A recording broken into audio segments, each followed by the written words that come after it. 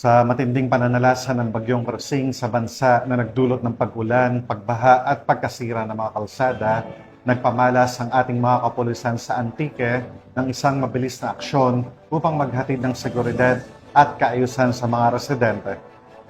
Ang agarang pagtunggon ng kapulisan ay nagpapakita ng kahandaan ng Philippine National Police sa mga sitwasyong pangkalikasan. Ipinapakita nito na bahagi sila ng epektibong emergency response system na nakatuon sa kaligtasan ng mamamayan. Patrolwoman Ledilyn Bansagon sa ulat. Sa pananalasa ni Bagyong Krasing na nagdulot ng matinding pag-ulan, pagbaha at pagkasira ng mga kalsada sa iba't ibang bahagi ng Western Visayas, lumutang ang katatagan at kahandaan ng kapulisan sa pamamagitan ng mabilis na aksyon. Malinaw na ipinamalas ng mga kapulisan ng Antique ang kanilang sinumpaang tungkulin, ang maging tagapangalaga ng buhay, ari-arian at kapayapaan sa anumang panahon at pagkakataon.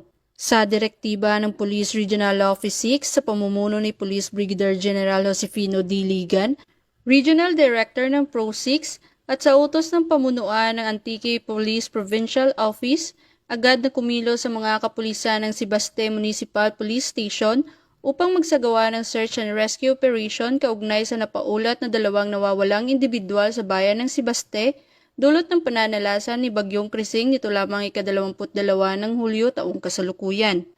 Ang mabilis na pagtugon ng mga kapulisan ay nagpapakita ng kanilang dedikasyon at pagiging laging handa sa anumang sitwasyong pang-emerhensya. Kasabay nito, isinagawa rin ng iba't ibang municipal police station sa ilalim ng Antique PPO ang clearing operation sa mga pangunahing lansangan na aapektuhan ng pagbagsak ng puno at landslide. Sa pakikipagtulungan sa lokal na pamahalaan at iba pang kaugnay na ahensya, matagumpay na naibalik ang kalinisan at kaligtasan ng mga daanan upang maging maayos ang daloy ng trapiko at maiwasan ang lumang aksidente.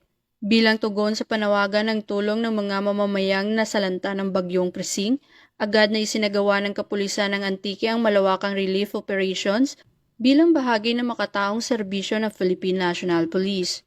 Bitbit ang malasakit at hangaring magatid ng pag-asa, personal na inihatid ng mga pulis ng Antique ang mga pangunahing pangangailangan gaya ng bigas, dilata, malinis na inuming tubig, damit, at hygiene kits sa mga residenteng lubhang naapektuhan ng pananalasa ng bagyo. Ang mga gawain ito ay bahagi ng patuloy na kampanya ng PNP na serbisyong tapat at maaasahan lalo na sa panahon ng sakuna. Muling pinatunayan ng kapulisan na ang kanilang serbisyo ay hindi lamang para sa batas, kundi para sa buhay at kapakanan ng bawat Pilipino. Patuloy na paninindigan bilang tagapagpangalaga ng kapayapaan, kaligtasan, at kagapay ng bawat mamamayan sa oras ng pangangailangan. Mula dito sa Police Regional Office 6, ako ang inyong Police News Network Correspondent, Patrolwoman Ledilyn Bansagon, alagad ng batas, tagataguyod ng Balitang Pulis.